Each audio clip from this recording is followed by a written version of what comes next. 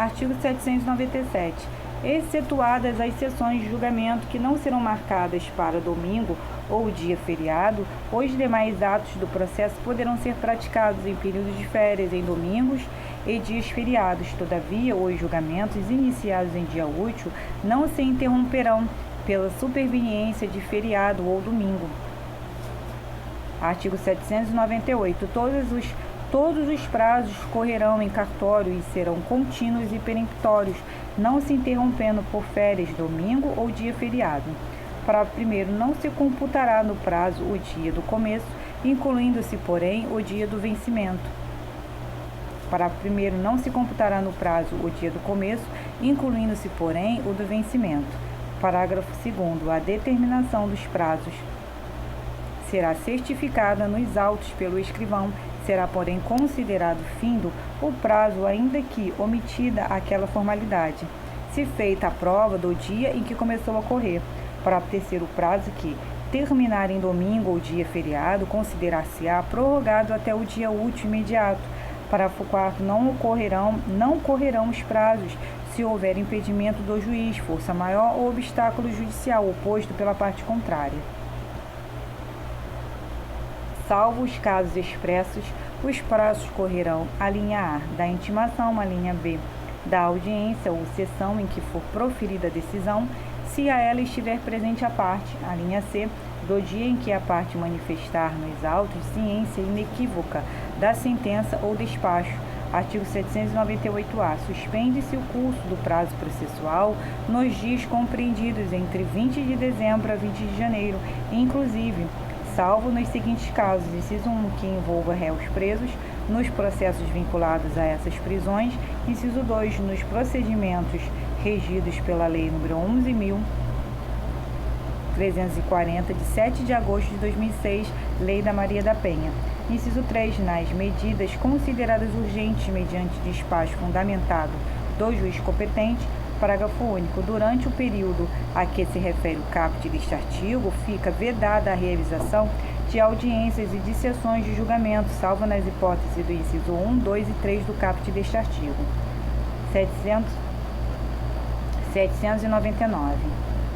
O escrivão, sob pena de multa de 50 a 500 mil réis e, na reincidência, suspensão até 30 dias, executará dentro do prazo de 2 dias os atos determinados em lei ou ordenados pelo juiz. Artigo 800. Os juízes singulares darão seus despachos e decisões dentro dos prazos seguintes, quando outros não estiverem estabelecidos. Inciso 1, de 10 dias, se a decisão for definitiva ou interlocutória mista; inciso 2, de 5 dias, se for interlocutória simples; inciso 3, de 1 dia, se tratar de despacho e de expediente. Parágrafo 1º. Os prazos para o juiz contar-se-ão do termo de conclusão. Parágrafo 2º. Os prazos do Ministério Público contar-se-ão do termo de vista, salvo para a interposição do recurso. Artigo 798, parágrafo 5º. Parágrafo 3º. Em qualquer instância, declarando motivo justo, poderá o juiz exceder por igual tempo os prazos a ele fixados neste Código.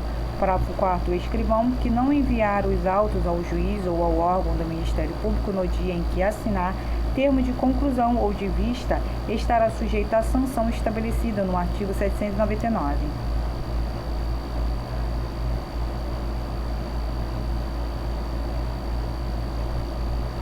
Artigo 801.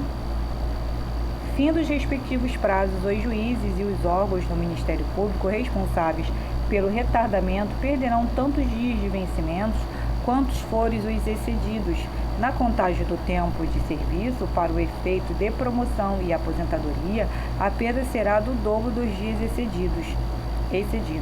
Artigo 802. O desconto referido no artigo antecedente far-se-á à vista da certidão do escrivão do processo ou do secretário do tribunal, que deverão, de ofício ou a requerimento de qualquer interessado, remetê-la às repartições encarregadas do pagamento e da contagem do tempo de serviço, sob pena de incorrerem de pleno direito na multa de 500 mil réis imposta por autoridade fiscal.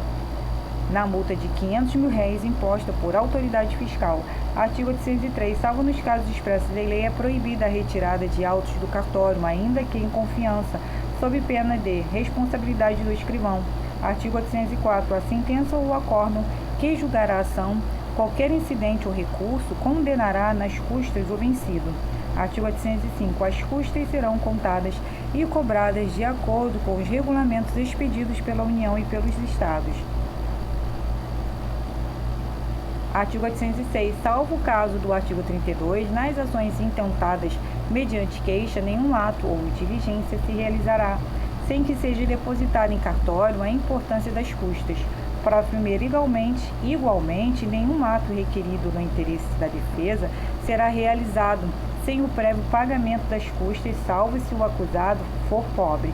Parágrafo 2º. A falta do pagamento das custas nos prazos fixados em lei ou marcados pelo juiz importará renúncia à diligência requerida ou deserção do recurso interposto. Para terceiro, a falta de qualquer prova ou diligência que deixe de realizar-se em virtude do não pagamento de custas não implicará a nulidade do processo, se a prova de pobreza do acusado só posteriormente foi feita. Artigo 807. O disposto no artigo anterior não obstará a faculdade atribuída ao juiz de determinar de ofício inquirição de testemunhas ou outras diligências. Artigo 808. Na falta ou impedimento do escrivão e seu substituto, servirá a pessoa idônea nomeada pela autoridade perante quem prestará compromisso, lavrando o respectivo termo. Artigo 809. A estatística judiciária criminal a cargo do Instituto de Identificação e Estatística ou Repartições Congêneres terá por base o boletim individual, que é parte integrante dos processos e versará sobre: inciso 1, os crimes e as contravenções praticados durante o trimestre, com especificação da natureza de cada um, meios utilizados e circunstâncias de tempo e lugar. Inciso 2, as armas proibidas que tenham sido apreendidas. Inciso 3, o número de delinquentes mencionadas as infrações que praticaram, sua nacionalidade, sexo, idade, filiação, estado civil, prole, residência, meios de vida e condições econômicas, grau de instrução, religião e condições de saúde física e psíquica. Inciso 4, o número dos casos de codelinquência. Inciso 5, a reincidência e os antecedentes judiciários. Inciso 6, as sentenças condenatórias ou absolutórias, bem como as de pronúncia ou de impronúncia. Inciso 7, a natureza das penas impostas. Inciso 8, a natureza das medidas de segurança aplicadas. Inciso 9, a suspensão condicional da execução da pena, quando concedida. Inciso 10, as concessões ou denegações de habeas corpus. Parágrafo 1º. Os dados acima enumerados constituem o mínimo exigível, podendo ser acrescidos de outros elementos úteis ao serviço da estatística criminal.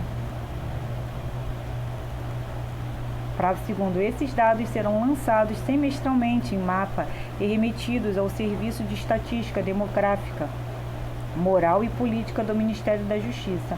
Parágrafo 3º. O boletim individual a que se refere este artigo é dividido em 3 partes descartáveis, conforme o modelo anexo a este Código, e será adotado nos Estados, no Distrito Federal e nos territórios. A primeira parte ficará arquivada no cartório policial, a segunda será remetida ao Instituto de Identificação e Estatística, ou repartição congênere, e a terceira acompanhará o processo e, depois de passar em julgado a sentença definitiva, lançados os dados finais, será enviada ao referido instituto ou repartição congênere. Artigo 810. Este Código entrará em vigor em 1º de janeiro de 1942. Artigo 811. Revogam-se as disposições em contrário. Rio de Janeiro, 3 de outubro de 1941.